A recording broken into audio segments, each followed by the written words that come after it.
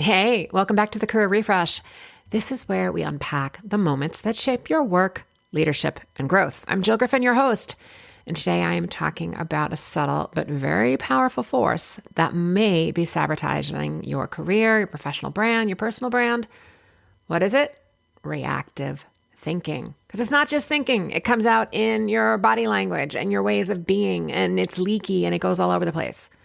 All right, so here's what I see happen. In a span of a very short period of time, your brain is ping-ponging around. She's doing it wrong. Oh my God, I can't believe she said that. He is so rude. That team is never on time. Hey, I actually think you're doing a great job. Oh, wait.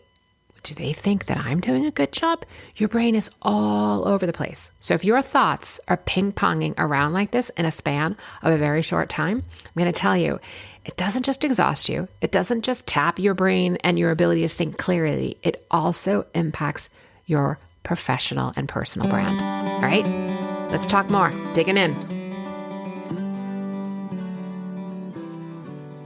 First, what is reactive thinking? It's fast, it's emotional, it's fear-based, it's leaky, it's nervous, it's anxious, it's all the things. And listen, I've been there. I've been in places where I was hungry, angry, lonely, tired, not getting sleep, really stressed out, feeling really anxious, and then ping pong all over the place that your brain is firing off judgments, assumptions, comparisons. You haven't had a chance to reflect on any of these things, but you're believing each little bit of it, it's true. And we're not being intentional here. And the more you react, the harder it becomes for you to think clearly, strategically, lead, and be trusted. Because even if people don't know what you're thinking, and to date, they don't because it's inside and we don't know how to read minds yet, we may someday, but they can see it in your energy. They can see the energy shift. They can feel the judgment, the disdain, the ennui, depending on how it comes across for you, right? So your professional brand, your personal brand, for me, they're kind of one and the same, but people use them different ways. It's not just, as you know, your resume, your LinkedIn profile, your bio, what you've done. It is what people are feeling after they have an interaction with you. It's your consistency, your clarity, your credibility, your values, your skills, your strengths, how you show up. All of that shows up over time. And when you're constantly in this reactive mode, you're going to be unpredictable. You're going to be emotionally volatile. And people don't know which version of you they're getting, whether you're going to be super supportive and collaborative, or whether you're sort of sitting in the corner in silent scorn. If you've been listening to me for a while, you know that I'm a huge Godfather fan. And it reminds me of like this reactive mode that you go into reminds me of a scene in The Godfather where Sonny, Vito Corleone's son, talks out of turn during a meeting with Salazzo and Tattaglia, right? And the purpose of the meeting was about, do we do this drug thing? Do we stay away from it? And Sonny, is impatient and eager, and he's trying to make his mark, and he's reactive, and he's explosive, and he interrupts his father, Don Corleone, the Godfather, and reveals a desire to do this drug deal. And it's sort of showing this split personality within the family's decision-making. And it basically leads Salazzo to believe that the Corleone family is vulnerable and that, maybe they don't have it all together. And at some point in the meeting, the Godfather says, "Forgive me, I indulge my children."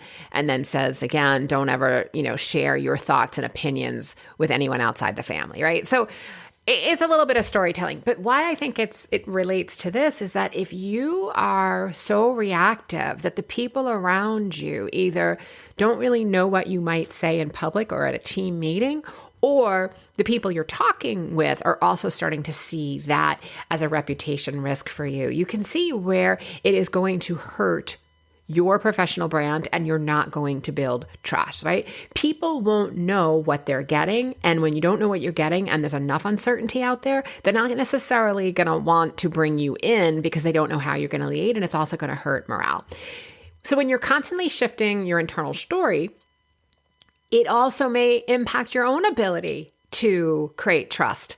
Should I speak or say silent? Should I say this? Am I overreacting or was I solid? Was that okay? Should I not?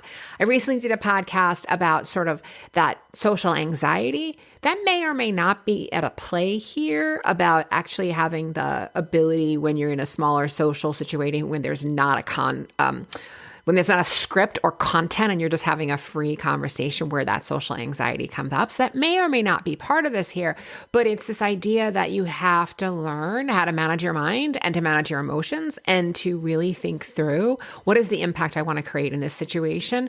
What am I going after or what am I trying to achieve for the team or for my client? And therefore, how do I need to be when I show up? When you're constantly ping-ponging around and having all of these thoughts about everyone else, it clouds your thinking, and then your body language, your tone, and your decisions are going to show up, and it's just going to create like just a space where there's a lot of confusion, and it's going to show that the kind of thinking you're doing, which is reactive, is not necessarily strategic or helpful. So when you're going and you find yourself in this situation, just pause for a second. Is this something you do? Are there times in which it pops up for you? Again, hungry, angry, lonely, tired, just had a deal fall through, just had an unfortunate, a failure, right? The times where we may be more vulnerable because we haven't cleared out our thinking or chosen how we want to think about those non-wins. Those are times also where that reactive thinking can really pop through. So you want to reclaim your clarity, which of course is going to strengthen that professional brand. So catch yourself in the act, right? When you see yourself doing this, really being the watcher of your own brain and again, laboring it. Oh, look at me. I'm reacting. Oh my God, here I go again. I'm doing this. Asking yourself, what story am I telling myself right now? Let me separate the story from fact. There's what I think that's happening, and then there's what is actually happening, and getting as neutral as possible on what's being said or not said or done in the moment is really how you can separate those two. Next, it's anchoring yourself to the brand that you're building. What version of you is becoming calm, clear, capable? If that is who you are, how would you handle this? How would you rethink your thinking? And again, we're not going to maybe enjoy everyone we work with. We're not going to necessarily like everyone that we work with, but how do we want to really think about, we don't have to have everybody over for Sunday dinner in order to do good work together, to collaborate and get things done. So that is what I'm asking you to think through. Clear, calm, capable. How would you handle it? And then where do you need to recalibrate? And then I also would suggest really practice moments of choice. These could be like smaller micro moments. In every meeting, finding pause before you send that. Does it need to be said by me? Does it need to be said by me right now? Does it need to be said at all? Really thinking that through. Another one that I love is this is important in 2 hours, 2 days, 2 weeks, 2 months. And again, calibrate yourself accordingly.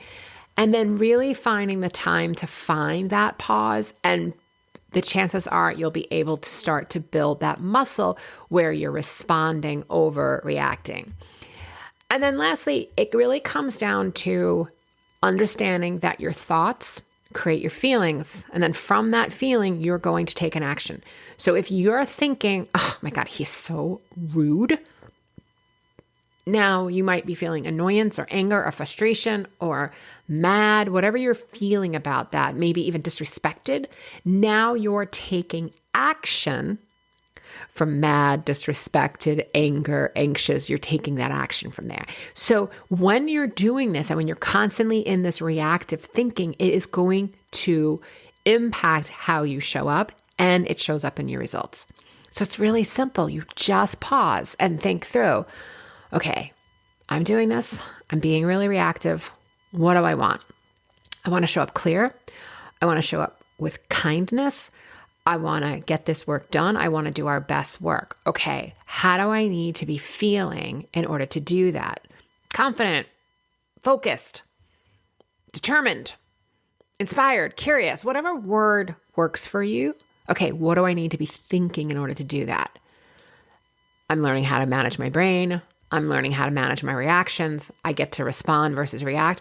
All of these phrases are things that are true that you can believe, and they're all neutralizing, and they will calm you down so that in the moment you are not in this wreckage where you're either in silent scorn because you're judging everybody, or you're in this wreckage because you're acting out and you're acting like Sonny Corleone. All right, friends, I appreciate you. As always, I love to hear from you. If you have thoughts or comments or questions, send them to Jill at hello@jillgriffincoaching.com. And as always, here's to possibility, and really think through story versus fact. Separate that. Be intentional and always be kind. I'll see you soon. I'm Jill Griffin, your host of the Career Refresh Podcast. My mission is to make workplaces more successful for everyone. So if you have ideas for topics or future guests, please email us at hello@jillgriffincoaching.com. Until next time, embrace possibility, be generous, intentional, and kind.